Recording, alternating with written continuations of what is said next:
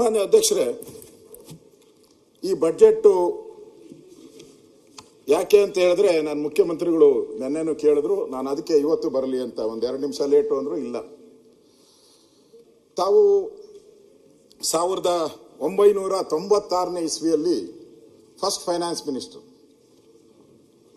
95-96 ಆಯ್ತು, ಅದನ್ನೇ ಫಸ್ಟ್ದು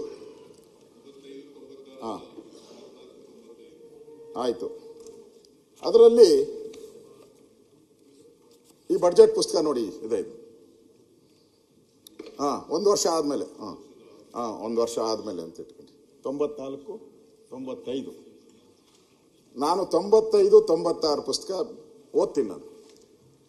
ಇದು 96 ಸ್ವಲ್ಪ ಅರ್ಧೌಟಿದೆ, ಅಲ್ಲ ಅರ್ಧೌಟಿದೆ. ನಾನು ಇದನ್ನು ಅರ್ಕಲ್ ಬಡ್ಜೆಟ್ ಅಂತ ಹೇಳಲ್ಲ ನಾನು. ಇಲ್ಲ, ನಾನೇನು ಅರ್ಧ ಹಾಕಿಲ್ಲ.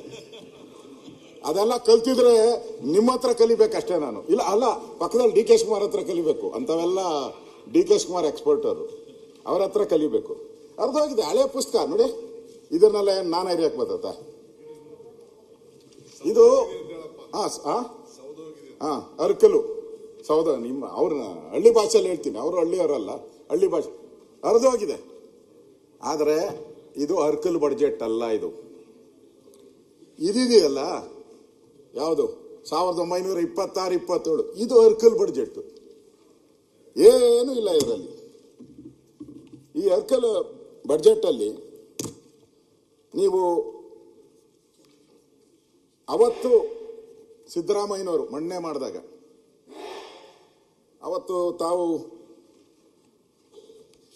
ನನ್ನ ಹತ್ರನೇ ಹೇಳಿದ್ದೀರ, ತಾವು ಪತ್ರಿಕೆಯಲ್ಲೂ ಹೇಳಿದ್ದಾರೆ, ಪರಮೇಶ್ವರ್ಗಂತೂ ಜಾಸ್ತಿ ಸರಿ ಹೇಳಿದ್ದಾರೆ. ಏನು ಹೇಳಿದ್ದಾರೆ? 100 ಕುರಿ ಕಾಯಕ್ಕೆ ಬರಲ್ಲ, ಅವ್ರು ಹೇಳಿರೋದು 100 ಕುರಿ ಕಾಯಕ್ಕೆ ಬರಲ್ಲ, ಇವನು ಯಾವ ಥರದ್ರಿ ಬಡ್ಜೆಟ್ ಮಾಡ್ತಾನೆ ಅಂತ ಕಾಮೆಂಟ್. ಅವತ್ತು ದೇವೇಗೌಡರು ಫಸ್ಟ್ ಟೈಮ್ ಇವ್ರನ್ನ ಫೈನಾನ್ಸ್ ಮಿನಿಸ್ಟರ್ ಮಾಡಿದ್ರು. ದೇವೇಗೌಡರು ಕುರಿಗಳನ್ನ ಲೆಕ್ಕ ಹಾಕಕ್ಕೆ ಬರ್ದೇ ಇರೋರನ್ನ ದೇವೇಗೌಡರು ಹುಡುಕಿ ಮಾಡಿದ್ರು.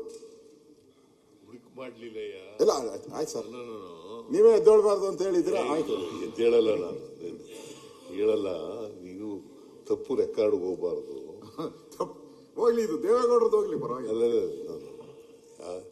ದೇವೇಗೌಡರು ಮುಖ್ಯಮಂತ್ರಿ ಆಗಿದ್ರು. ನಾನು ರೆವಿನ್ಯೂ ಡಿಪಾರ್ಟ್ಮೆಂಟ್ ಕೇಳಿದೆ, ಇದು ಎಲ್ಲಿ ಮಂತ್ರಿಮಂಡಲ ಆದ್ದು ಗೊತ್ತಾ? ನಿಮ್ಗೆ ಗೊತ್ತಿಲ್ಲದೇನೆ ಮಾತಾಡಬಾರ್ದು ಅನ್ನೋ ಕಾರಣಕ್ಕೋಸ್ಕರ ಹೇಳ್ತಾ ಇದ್ದೇನೆ.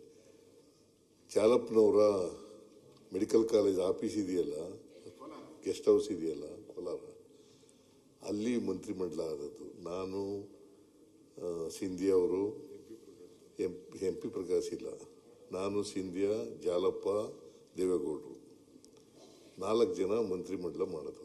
ಆಗ ನಾನು ರೆವಿನ್ಯೂ ಕೊಡ್ರಿ ಅಂತ ಕೇಳಿದೆ. ನಾನು, ಜಾಲಪ್ಪ ನನಗೆ ರೆವಿನ್ಯೂ ಬೇಕು ಅಂತ ಹೇಳಿದ್ರು. ಆಗ ಜಾಲಪ್ಪನಿಗೆ ರೆವಿನ್ಯೂ ಹೋಗಿ ನನಗೆ ಯಾವ್ದು ಕೊಡ್ತೀರಿ ಅಂತ ಅಂದಾಗ ದೇವೇಗೌಡರು ನೀವು ಫೈನಾನ್ಸ್ ತಗೋ ಅಂತ ಹೇಳಿದ್ರು. ನಾನು ಫೈನಾನ್ಸ್ ಬೇಡಪ್ಪ ಅಂತಂತೆ ದೇವೇಗೌಡರಿಗೆ. ಆಗ ದೇವೇಗೌಡರು ಇಲ್ಲ ನಮಗೆ ನಂಬಿಕಸ್ಬೇಕು, ಅದಕ್ಕೋಸ್ಕರವಾಗಿ ರೆವಿನ್ಯೂ ನೀನೇ ಫೈನಾನ್ಸ್ ತಗೋಬೇಕು ಅಂತ ಹೇಳಿದ್ರು. ನನಗೆ ಅರ್ಥಶಾಸ್ತ್ರಜ್ಞ ಗೊತ್ತೂ ಇಲ್ಲ, ಮತ್ತೆ ಎಕನಾಮಿಕ್ಸು ಓದಿಲ್ಲ, ನಾನು ಎಂಥದ್ದು ಇಲ್ಲ, ಬೇಡ ಅಂತಂದೆ. ಆಗ ದೇವೇಗೌಡರು ಬಲಾತ್ಕಾರ ಮಾಡಿ ನನಗೆ ಕೊಟ್ಟರು. ಸರಿ, ಅವತ್ತು ದೇವೇಗೌಡರಿಗೆ ಏನಾನ ದೂರದೃಷ್ಟಿ ಇತ್ತನೋ ಗೊತ್ತಿಲ್ಲ. ಅವತ್ತು ನಿಮ್ಮ ಫೈನಾನ್ಸ್ ಮಿನಿಸ್ಟರ್ ಆಗಿದ್ದಕ್ಕೆ ಇವತ್ತು 17 ಆಗಿದ್ದೆ. ಅವತ್ತಾಗಿಲ್ಲ ಅಂದಿದ್ರೆ ಎಷ್ಟಾಗ್ತಾ ಇತ್ತೋ ಗೊತ್ತಿಲ್ಲ.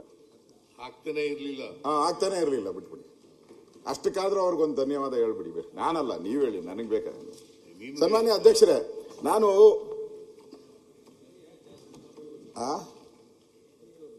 ನಾನು ಈ ಬಡ್ಜೆಟ್ ಯಾವಾಗ ಮಂಡನೆ ಮಾಡಿದ್ರು ಅವತ್ತು ಇದ್ದಂಥ ಸಿದ್ದರಾಮಯ್ಯನ, ನಾನವತ್ತು ಬೆಂಗಳೂರು ಅಧ್ಯಕ್ಷ ಆಗಿದ್ದೆ, ನಾನು ಬೆಂಗಳೂರು ಸಿಟಿ ಬಿಜೆಪಿ ಅಧ್ಯಕ್ಷ ಆಗಿದ್ದೆ. ಅವತ್ತು ಪತ್ರಿಕೆಯಲ್ಲೆಲ್ಲ ನೋಡಿದೆ. ಅವತ್ತಿನ ಸಿದ್ದರಾಮಯ್ಯನವರ ಕಳೆ ಒಂದು ತುಡಿತ ಏನೋ ಸಾಧನೆ ಮಾಡಬೇಕು, ಯಾವನೋ ನಾನು ಹಿಂಗೆ ಅಂದಿದ್ದಾನೆ, ಅವನಿಗೆ ಬುದ್ಧಿ ಕಲಿಸ್ಬೇಕು, ಅವನಿಗೆ ಸವಾಲು ಹಾಕ್ಬೇಕು, ಜನ ಮೆಚ್ಚುವಂತ ಬಡ್ಜೆಟ್ ಕೊಡಬೇಕು, ಇವ್ರಿಗೆಲ್ಲ ಒಂದು ಪಾಠ ಹೇಳಬೇಕು ಅಂತ ಮಾಡಿದಂತ ಬಡ್ಜೆಟ್. ಅವತ್ತು ನಾನು ನೋಡಿದೆ ಪತ್ರಿಕೆಯಲ್ಲಿ, ಮಾರನೇ ದಿನ ಪತ್ರಿಕೆಯಲ್ಲಿ ಎಲ್ಲ ಟೇಬಲ್, ಜಾರ್ಜ್ ಅವರೇ ಟೇಬಲ್ ನೀವಿದ್ರಿ, ಟೇಬಲ್ ಕುಟ್ಟಿ ಸ್ವಾಗತ ಮಾಡಿದ್ರು. ಸನ್ಮಾನ್ಯ ಅಧ್ಯಕ್ಷರು, ನಾನು ಯಾಕೆ ಹೇಳ್ತಾ ಇದ್ದೀನಿ ಅಂತಂದ್ರೆ, ಈ ಬಡ್ಜೆಟ್ ಮಾಡಿದ್ರು, ಈ ಬಡ್ಜೆಟ್ ಒಬ್ರು ಟೇಬಲ್ ಕೊಡ್ಲಿಲ್ಲ.